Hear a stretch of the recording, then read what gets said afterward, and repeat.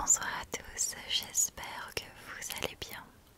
Alors oui, j'ai la même tête que dans la vidéo sur Nicolas Minovici, mais c'est la course en ce moment, donc quand je peux j'essaie de filmer deux vidéos d'un coup et je vous cache pas que j'avais pas envie de faire un autre maquillage ou mettre une autre tenue. Donc voilà, j'espère que vous ne m'en voudrez pas. En tout cas, ce soir on se retrouve dans une vidéo dans laquelle nous allons parler ensemble de l'expérience du petit Albert. Je vous le dis tout de suite, cette expérience va être assez triste à raconter, surtout très frustrante vis-à-vis de la finalité de tout ça. Donc si vous êtes un peu sensible, je ne vous conseille pas de continuer la vidéo. Voilà, c'est parti.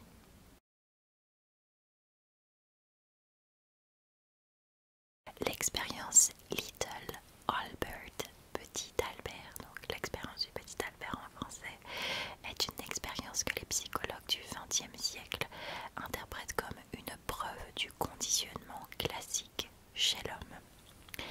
L'étude est également considérée comme un exemple de généralisation du stimulus, bien que la lecture des rapports de cette expérience montre que la peur ne s'est pas généralisée par la couleur ou la qualité tactile. C'est un peu de charabia, mais vous allez vite comprendre pourquoi. Je pose les bases. Elle a été réalisée par John P. Watson et son étudiante diplômée Rosalie Rayner à l'université de Johns Hopkins. Après avoir observé des enfants sur le terrain, oui, cette expérience inclut des enfants. Encore une fois, si vous êtes sensible, ne regardez pas cette vidéo. Watson a émis l'hypothèse que la réponse craintive des enfants, donc le fait qu'ils aient peur au bruit fort, est une réponse innée et inconditionnelle. Encore une fois, on en a parlé avec l'expérience des triplés. Il y a l'inné et l'acquis. L'inné, c'est quelque chose que l'on porte en nous, c'est quelque chose que l'on sait faire dès la naissance, on n'a pas besoin de nous l'apprendre. Respirer, on n'a pas besoin d'apprendre à respirer. Un exemple. L'acquis, donc ce qu'on finit par apprendre et qui devient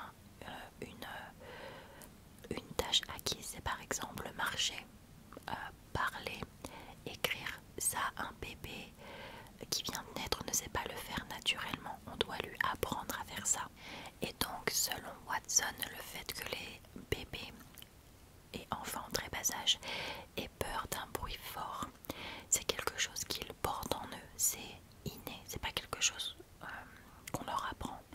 On n'apprend pas à un enfant à avoir peur d'un bruit fort. Si vous êtes à côté d'un bébé et que vous faites un bruit fort, il y a de fortes chances que s'il est en train de dormir, ça le réveille, ou s'il était réveillé, que ça le fasse sursauter et que ça le fasse pleurer parce qu'il a eu peur. Donc pour lui, avoir peur d'un bruit fort, c'est quelque chose qu'on a en nous dès la naissance. Et donc après avoir être venu à cette conclusion, il a voulu tester la notion en suivant les principes du conditionnement classique. Il voulait utiliser cette inconditionnalité pour conditionner un enfant à craindre un stimulus distinctif qui ne serait pas normalement craint par les enfants. Donc, en d'autres termes, il voulait induire une peur chez un enfant qui n'existait pas à la naissance. Est-ce que vous voyez venir le truc, quoi? Pourtant, bien sûr, fort de lui-même, Watson a indiqué dans son article, puisqu'il a bien sûr recensé tout ce qu'il a fait, ce fou, que la recherche de la peur, finalement, qu'il générait, n'était ni forte ni durable. On va voir ça.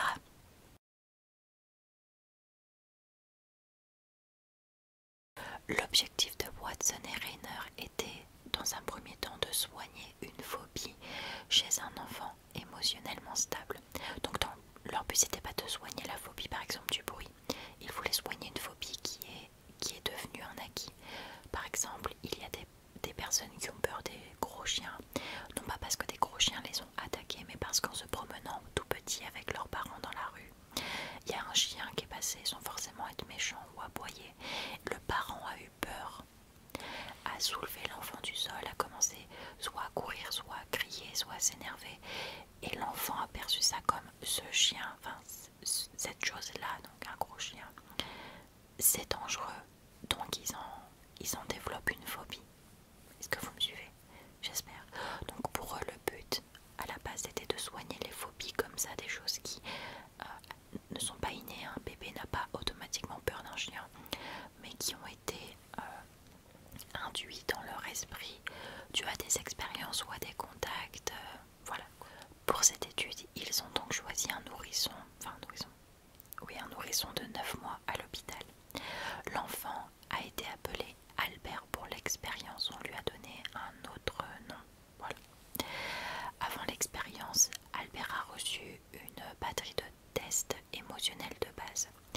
Le bébé a été exposé brièvement à un rat blanc, à un lapin, à un chien, à un singe, à des masques avec ou sans cheveux, du coton, de la laine, des journaux brûlants et d'autres stimuli.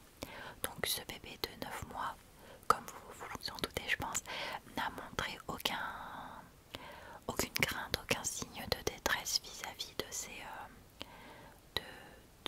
ces objets, de ces stimuli devant lui, parce que c'est pas inné d'avoir peur d'un lapin par exemple, c'est les expériences qui font que donc ce bébé, on a confirmé, ok, lui c'est un bon sujet pour l'étude, puisque son cerveau en quelque sorte n'a pas été ombragé, n'a pas été modifié, je mets des guillemets modifié, mais n'a pas été conditionné pour avoir peur de ça. Il n'a pas vécu d'expérience qui puisse lui dire bah non, t'approches pas du chien, et peur d'un masque, le feu ça brûle par exemple, puisque les journaux étaient en feu, je le rappelle. À partir du moment où ils ont eu ces résultats là, ils ont commencé à augmenter le degré d'expérience. Le petit Albert, âgé de 11 mois, a été posé sur un matelas qui était sur une table au milieu d'une pièce. Et on lui a mis à côté de lui un rat. Voilà, un rat blanc tout simplement. Et forcément à 11 mois, on veut toucher, ça ressemble un peu à un jouet, un doudou. Et on lui a autorisé à jouer avec. Voilà, donc le petit Albert se faisait un nouveau copain quoi. Et à ce moment-là, Watson et Rainer ont fait un bruit extrêmement fort dans le dos du petit garçon en frappant dans une barre d'acier finalement suspendue à un marteau à chaque fois que Albert touchait le rat. On rappelle que la peur du bruit est innée. Donc ce bébé de 11 mois, à chaque fois qu'il allait pour toucher le rat qu'il avait déjà vu au préalable et dont il n'avait pas peur, se faisait surprendre par un bruit, un coup de marteau dans du métal, dans une pièce vide juste avec une table. Ça résonne bien quoi.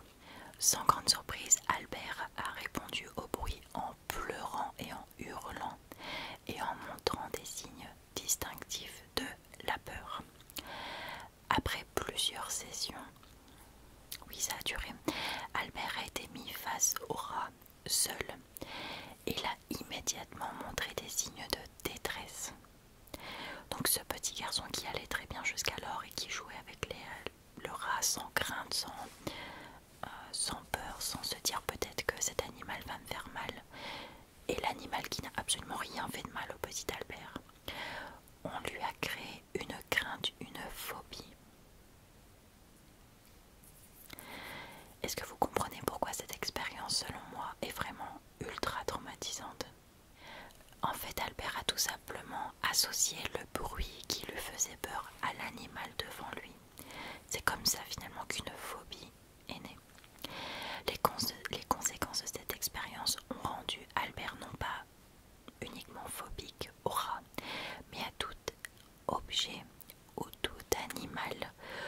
possédant de la fourrure blanche. C'est ultra grave. Il devenait bouleversé, apeuré quand il voyait un lapin blanc, un chien blanc, un manteau de fourrure blanc, un masque de Père Noël, des boules en coton. Enfin, il n'a pas juste eu peur du rat à partir de ce moment-là, il a eu peur de tout ce qui était blanc et comment dire, cotonneux, avec de la fourrure quoi. Alors les deux autres ils étaient contents, ils auraient pas pu rêver mieux. On en parle du petit Albert ou pas? Mais ils ont remarqué que ça s'étendait pas aux cheveux. Ouais. Voilà, il n'avait pas peur des cheveux blancs. L'expérience de Watson comportait de nombreuses lacunes selon, vous notez, les normes modernes. Ah bah oui.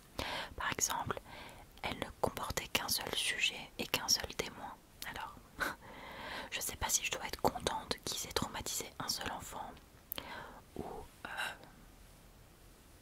je sais pas, mais quand ils en ont parlé autour de cela, tu peux pas faire ça qu'avec un seul enfant, il faut plus d'enfants. Les tarés, c'est des tarés. De plus, une telle expérience pourrait être difficile à mener, on s'en doute, en conformité avec les lois réglementaires en rigueur de nos jours. Aujourd'hui, ça serait considéré comme de la torture, tout simplement parce que il n'y a rien de sain dans ce qu'ils font. Enfin, aller induire une phobie chez un bébé, non, en fait non, juste non.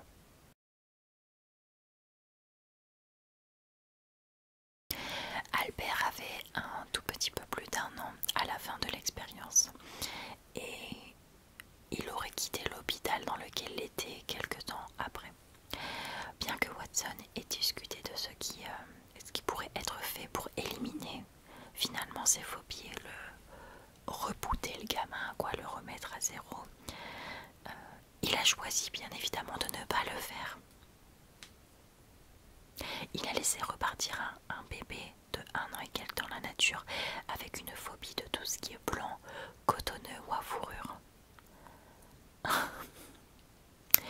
Il est d'ailleurs probable, parce que y a des études qui ont été faites quand ils ont découvert cette expérience-là, que encore aujourd'hui,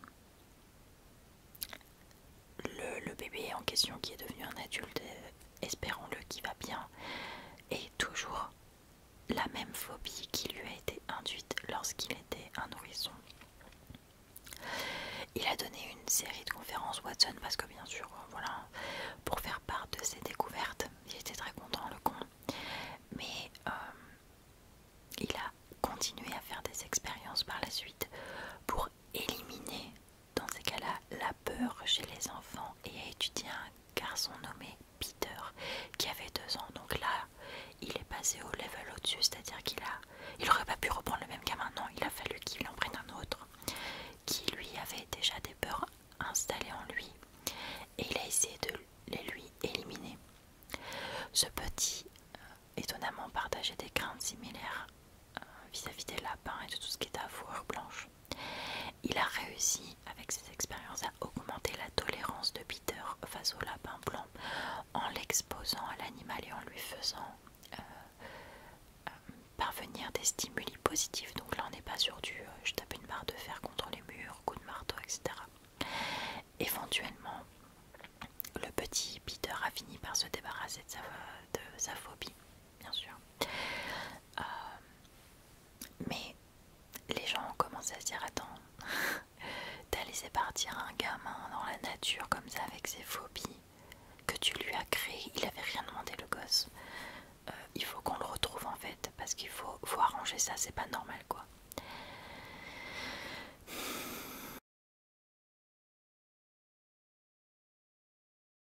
Selon les manuels qu'on a retrouvés, la mère du petit Albert travaillait dans le même bâtiment que Watson et ne savait pas que les tests étaient effectués.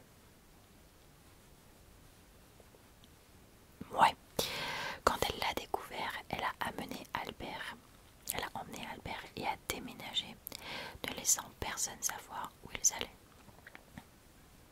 Ouais, encore. Cependant, un rapport de 2029 conteste 2029, non, un rapport de 2009 conteste cette histoire.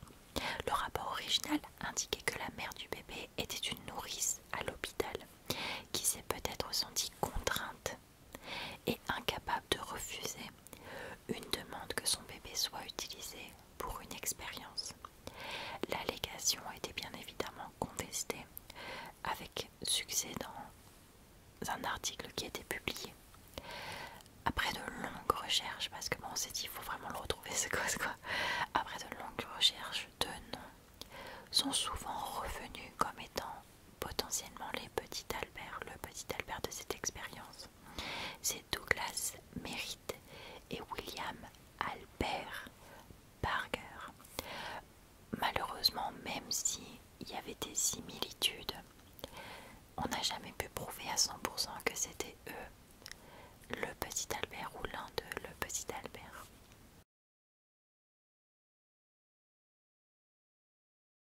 Vous vous en doutez bien, l'expérience de nos jours est considérée comme contraire à l'éthique et une législation a été adoptée pour empêcher de telles expériences dans le futur. Au début des années 1970, à la suite de la large médiatisation de ce cas en particulier, il a été pointé du doigt qu'il y avait eu trop souvent des abus dans les recherches. La Commission nationale pour la protection des sujets humains de la recherche biomédicale et comportementale a donc été créée pour étudier les questions entourant la protection des humains lors d'expériences. En d'autres termes, vous avez le droit de vous porter volontaire pour une expérience. Aujourd'hui, il y a des personnes qui se portent volontaires pour tester des médicaments ou des cosmétiques ou même des glaces. Enfin, vous avez le droit en fait de vous porter volontaire pour tester quelque chose, il n'y a pas de souci. Cependant, l'entreprise qui va vous faire subir les tests ou va vous faire utiliser les produits, voilà, se doit de respecter certaines normes. Dieu merci, aujourd'hui ça existe parce que waouh.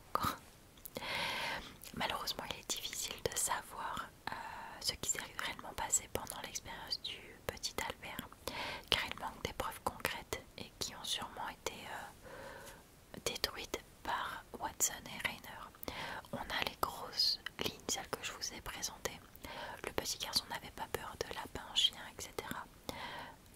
On l'a posé dans une pièce seul avec le rat, un gros coup répété encore et encore à chaque fois qu'il voulait toucher l'animal, et ça a induit instantanément une phobie qui s'est étendue à plus que le rat.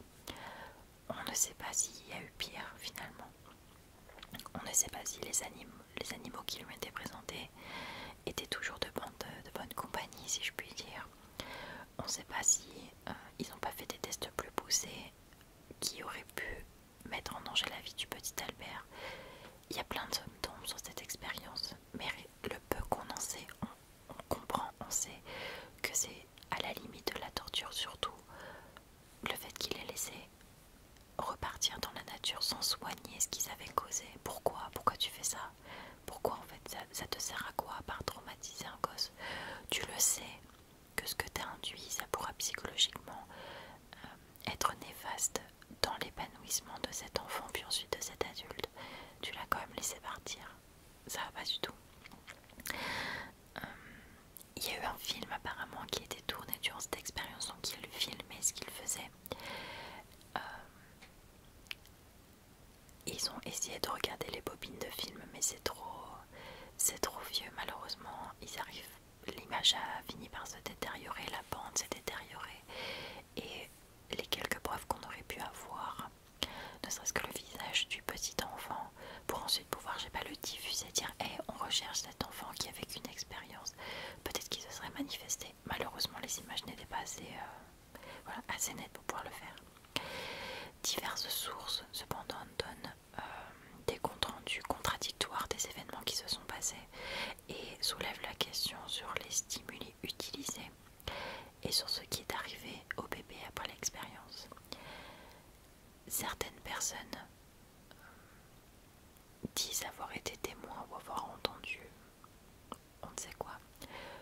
en disant que c'est pas des lapins tout mignons, des chiens tout gentils qu'ils ont utilisés, et que plus d'une fois, la sécurité et la vie du petit Albert, voilà, a été la limite a presque été atteinte quoi.